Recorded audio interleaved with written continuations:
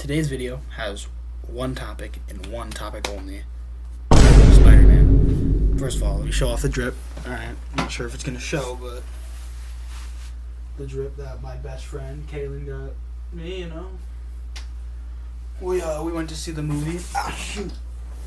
I went to see the movie with some friends. I went with best friend Kaylin and Jaden and my girlfriend Chloe. And we all absolutely loved it. It was a great movie.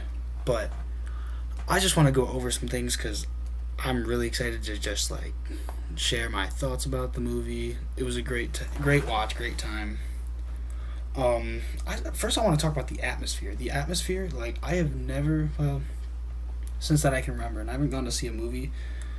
False, actually. I went to see The Backrooms earlier this year. I was going to make a video on that, but maybe for another time. But there has never been a theater so packed. I literally had to rush home after work, also pick up my girlfriend, and then make it to the theater just to get some seats.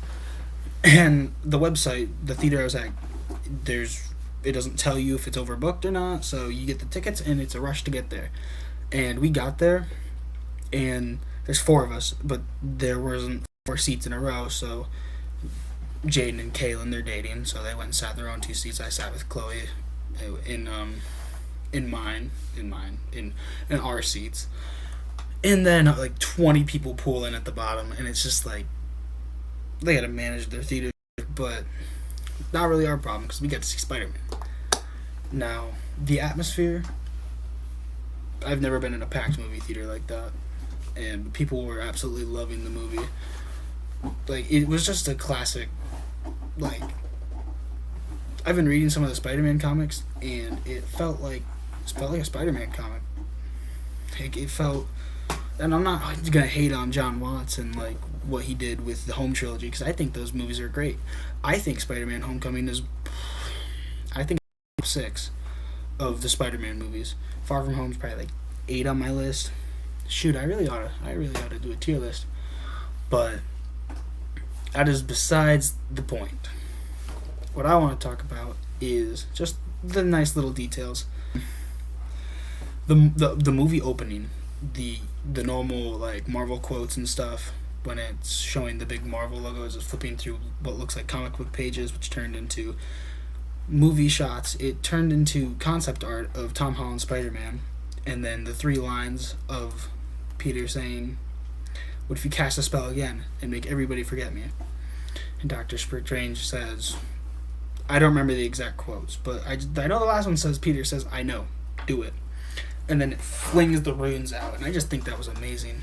And then it shows the memories as Peter's being forgotten, how the spell works, that Ned and MJ don't know he exists. So I really liked that part. I think it was amazing.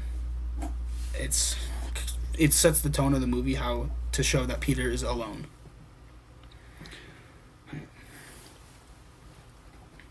Another thing I like about the movie, I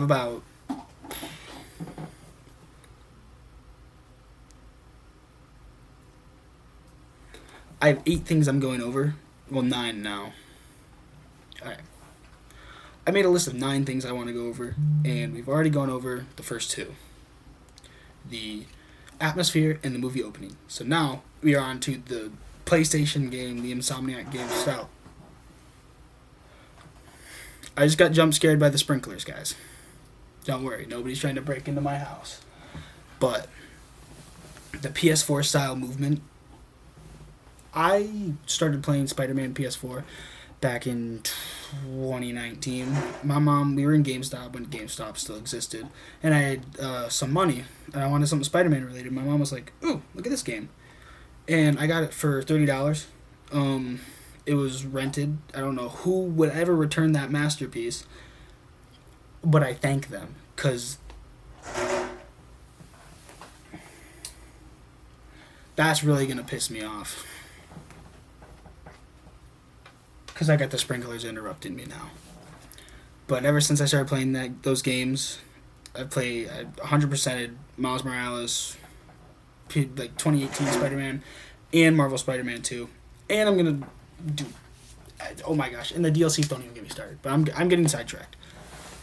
You can literally see that in the combat, the finishers are being moved. The part where he's spinning on Roosevelt Island, I don't know my oh my gosh, I don't know my geography, but I'm pretty sure it's when he's spinning through the thing, shooting webs. It literally just reminds me of Web Blossom, and that made me so happy to see.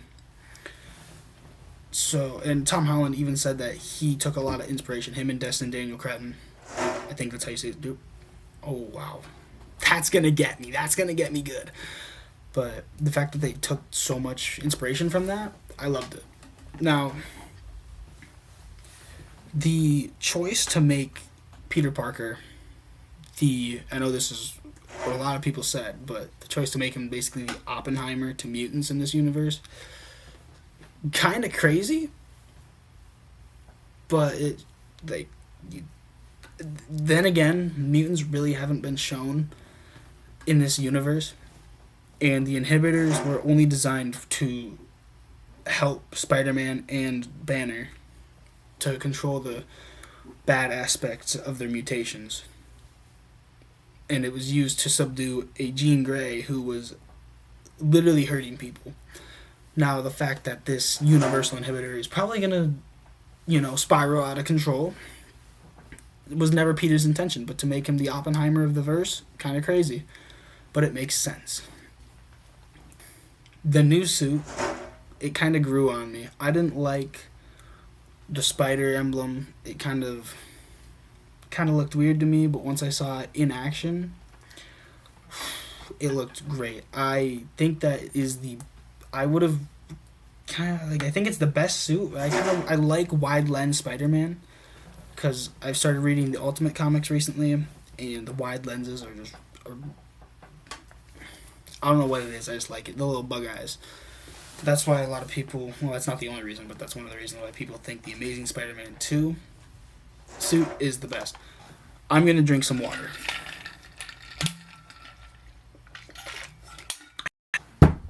Thank you. Alright. So now, the new suit. We're back to 8. I'm going to skip that one. Now, we've talked about things I like. We talked about happy things so far. One of the most gut-wrenching scenes of the whole movie was when MJ found Peter's note. And at the end of No Way Home, when she told him when she said, "Wait, tell me when you see me again," to him saying, "I love you," just for her to respond with, "I don't love you." Which it makes sense. She's completely in the right not to. She literally says it, and it's perfectly stated, and it makes sense that she doesn't know who he is. And that's not... There's nothing... Sometimes things bad just... I just hit you with the remix right there. Hold on. Okay.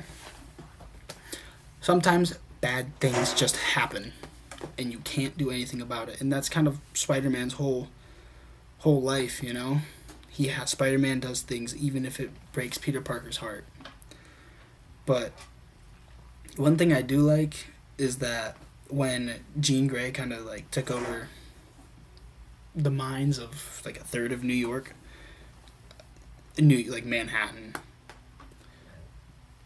Like I said, I don't know my geography, so don't call me out on this. Don't quote me.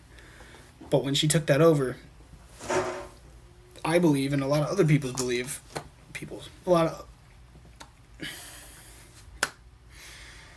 when you're about to burp and then you don't burp, and I didn't want to burp on camera anyway, but then the burp fakes you out. It just had to happen. All right. But when Jean Grey basically froze however amount of people she did, I believe that it kind of started to undo the spell a little bit from Doctor Strange, and that MJ and Ned kind of started a little less at the start because he didn't even know Peter existed. He just knew Spider-Man's name was Peter. But MJ, at the end of the movie, she's on the Midtown High roof, and she's playing with the Black Dahlia necklace. And That's the necklace that Peter got her in Far From Home. So she's starting to remember. But I liked that they didn't use too many big name MCU characters in this movie. Sure, they had Hulk, but everybody wanted to see Savage Hulk return, and hopefully he returns again, whether it's in Doomsday or Secret Wars.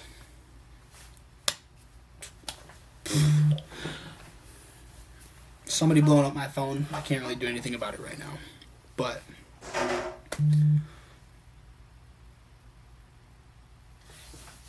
Kaylin Rowan, I swear if this is you, I'm not gonna do anything. I'm not gonna do anything. Okay. I gotta finish this up because I'm getting rage baited. That's what my life is right now. I'm just getting rage baited. But I gotta watch The Punisher. I was low-key too young to watch Punisher when I was... This might make me sound so stupid, but I was too young to watch Punisher. No, I don't even gotta say it like that.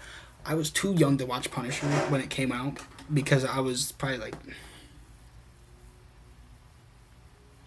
9. Yeah, I was 9 in 2017, so that's how that works. So I haven't watched it. But, like, I knew of the Punisher. He's cool concept. Sad, tragic backstory, I know that. But it was nice to see him let his guard down for Peter. And I really want to know what happened on Staten Island. And I love how he's always trying to tell me something. He said the thing. It's amazing. And then when he put the Spider-Man mask on... Oh, I haven't read Civil War comics. But when he carried Spider-Man into the hospital in his arms, I like how they recreated it from the Civil War comics. I also really liked how they handled the time skip in this movie, showing him protecting the city from smaller threats. Scorpion probably the biggest out of all of them. No. Tombstone would have to be. I'm not gonna lie. I'm a casual. Like, I'm trying not to be a casual now, but I am a casual. I don't know who Boomerang is, and I never knew who Tarantula was, like, before the movie. I was like, oh, yeah, that looks cool. I knew who Tombstone was, obviously, because Spider-Verse and the PlayStation. But I think Tombstone was probably his biggest threat. Just because of how widespread and also the gang stuff, like... Scorpion's just one dude with a scorpion suit. But I like the recreation of comic covers. That was really awesome. And I really want to know what happened on Staten Island. But the big thing I got 2 more things going on. So actually we're back to 9.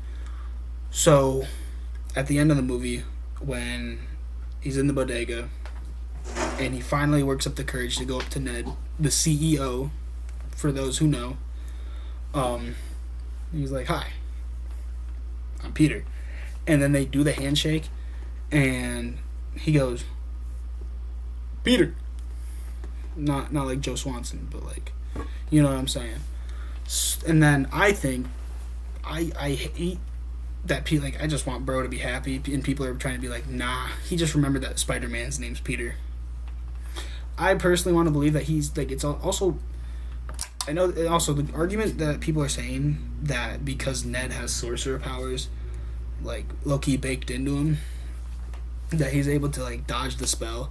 But Wong he literally forgot, like, the moon party at Kamartage or whatever, and he became Sorcerer Supreme by default, yes, but Wong is still a very powerful sorcerer. I don't think that's how that worked. Which a lot of people are saying, but I just don't think it is. But I do like the idea of Jean Grey's mind control, her telepathy, unlocking these memories and her entering these people's minds and freezing them in place. She unlocked that makes a lot more sense now. Yeah, she unlocked the memories, but they weren't fully unlocked. Like, the DLC not downloaded yet, and like then the internet went out, it got paused, whatever. And then the handshake got it back in. And hopefully Peter can be happy. But the post-credit scene, a lot of people are saying Tobey Maguire, Spider-Man, and apparently his universe is supposed to die in Doomsday, which It's tragic. But just so, and it says Spider-Man will return. He's definitely not coming back in Doomsday. But your boy's studying for Secret Wars, and I know this is when he gets the symbiote.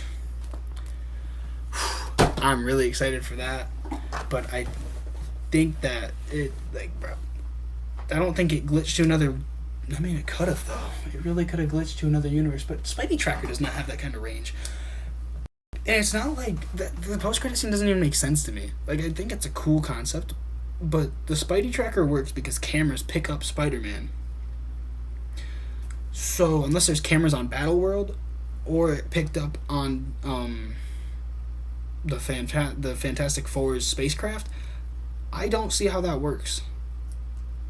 Because it goes off of cameras and last seen sightings. So unless Spidey Tracker is just really advanced, that shouldn't be possible. But I hate to take the fun out of things. I really do. So anyway, I just wanted to talk about Spider-Man Brand New Day. Sorry if it was kind of rapid fire. I just had a lot to go through. And I'm just trying to do a quick little recording. I try to do as little editing as possible. I kind of just try to go in a one shot. I don't know if that's what people like. Let me know.